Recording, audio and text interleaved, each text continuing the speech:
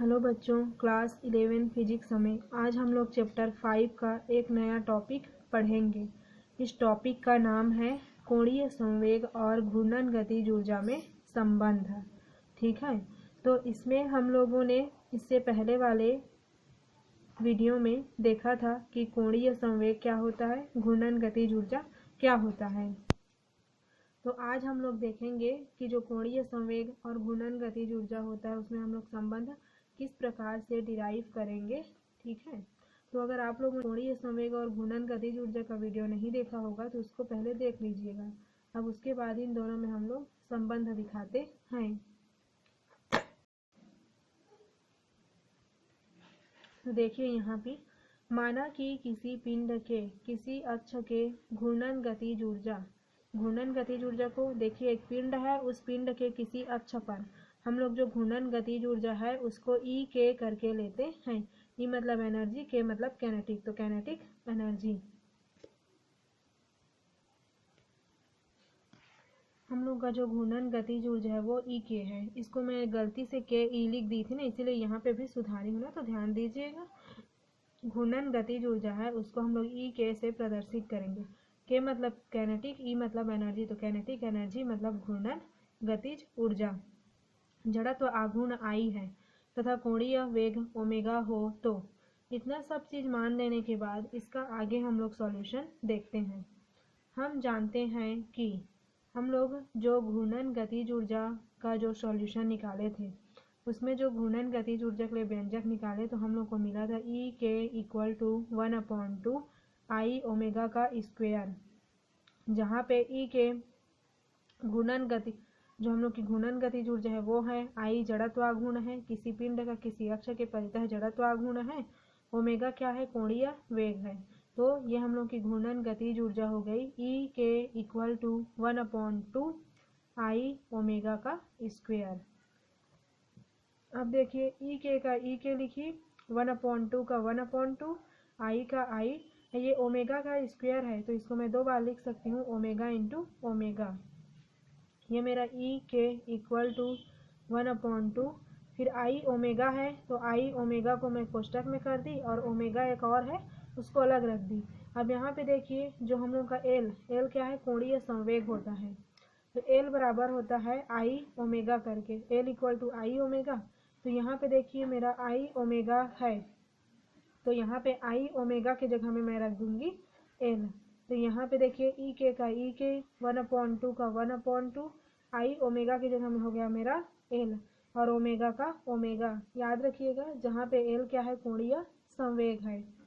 ई के ये 2 को यहाँ पे मैं गलती की ना, इसको आप लोग मत ध्यान दीजिएगा, ये के ई लिखी थी ये गलती से हो गया था, ई के रहेगा क्योंकि घूर्णन गतिज ऊर्जा को हम लोग ई के से प्रदर्शित करते हैं। 2 को ई के साथ मल्टीप्लाई करेंगे तो 2 ई के होगा इक्वल टू एल ओमेगा।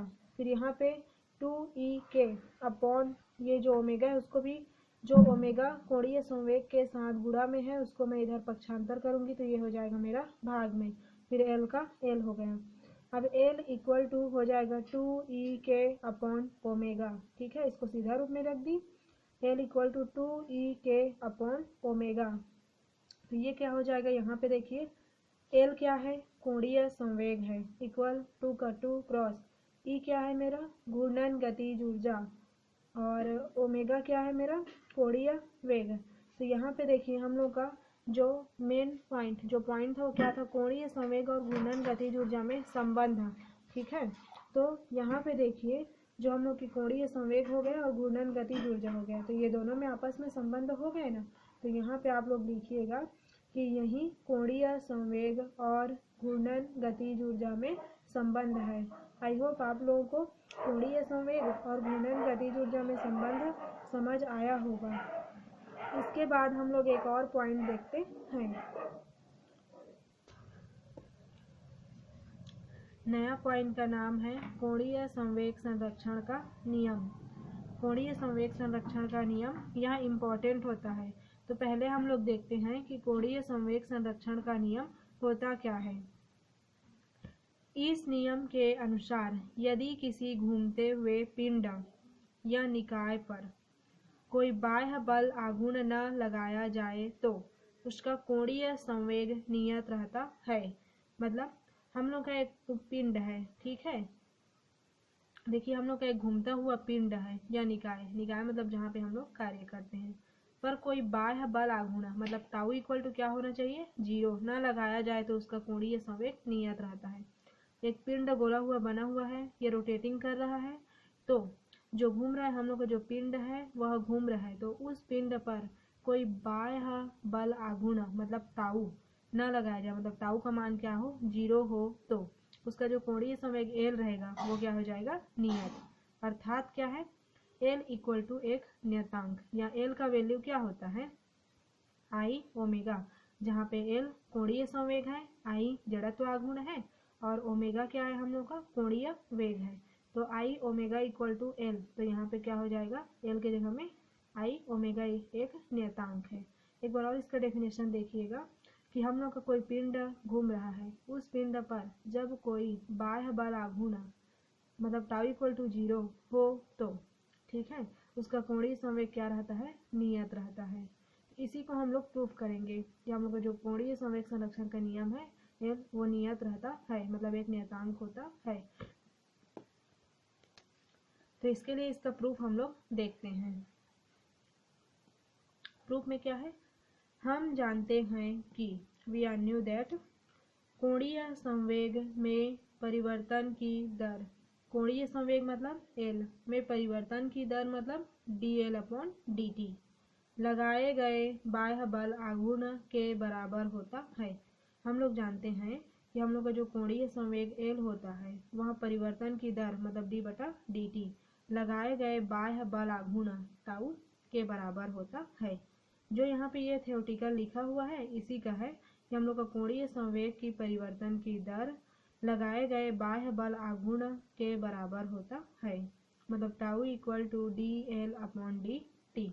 अब देखिए हम लोग का डेफिनेशन में मैं क्या बताई थी कि एक पिंड है, इसका जो कथन है ये वाला, इस कथन में हम लोग देखे थे कि एक पिंड है जो कि रोटेटिंग हो रहा है, लेकिन यदि उसमें कोई बाह्य बल आघूर्ण मतलब ताऊ का मान क्या हो, 0, तब क्या होगा, उसका जो कोणीय संवेग है वह नियत रहेगा। तो इसीलिए यहाँ पे मैं क्या की हूँ, यदि बाह्य बल आघूर्ण टाउ इक्वल टू 0 हो तो यहाँ पे आप लोग लिख सकते हो कोणीय संवेग संरक्षण के नियम की परिभाषा से करके, क्योंकि परिभाषा से आया है कि पिंड रोटेटिंग कर रहा है लेकिन उस पर कोई बाह्य बल आघूर्ण नहीं लग रहा है। नहीं लगने का मतलब है कि जो टाउ है उसका मान क्या हो जाएगा, मेरा 0 हो जाएगा। तो टाउ इक्वल टू 0 है, इसको लेके मैं यहाँ पे पुट कर दी, तो ये हो जाएगा टाउ की जगह में मेरा 0, क्योंकि टाउ इक्वल टू 0 है, तो टाउ इक्वल टू 0 हो गया इक्वल dl/dt। अब इसको एक बार मैं सीधा रूप में लिख दी, dl/dt इक्वल टू 0। अब देखिए जब d/dt रहता है, dl/dt इक्वल टू 0, तो इसमें सिर्फ आप लोग अगर l मतलब कोणीय संवेग को लोगे तो वो क्या कहलाता है, एक नियतांक के रूप में लिया जाता है, l इक्वल टू एक नियतांक, और l का वैल्यू हम लोग जानते हैं आई ओमेगा होता है, जहाँ पे l कोणीय संवेग है, आई जड़त्व आघूर्ण है और ओमेगा कोणीय वेग है, तो आई ओमेगा, तो यहाँ पे l के जगह में मेरा हो जाएगा आई ओमेगा इक्वल टू एक नियतांक। ये दोनों टर्म यहाँ पे देखिए हम लोग प्रूफ करने वाले थे ना कि हम लोग का कोणीय संवेग नियतांक होता है, यही है, और इसी को मैं जब प्रूफ करते करते आई तो यहाँ पे हम लोग को मिल गया कोणीय संवेग एक नियतांक के रूप में, और कोणीय संवेग का जो वैल्यू है वह आई ओमेगा होता है, तो वह भी एक नियतांक के रूप में मिल गया। तो आई होप आप लोगों को कोणीय संवेग संरक्षण का नियम समझ आया होगा। इस प्रकार से आज हम लोग का जो चैप्टर 5 है वह कंप्लीट होता है, और आज के वीडियो में हम लोगों ने देखा कोणीय संवेग और घूर्णन गतिज ऊर्जा में संबंध, कोणीय संवेग संरक्षण का नियम। आई होप आप लोगों को समझ आया होगा। तो आज के वीडियो में हम लोग इतना ही रखते हैं। Thank you.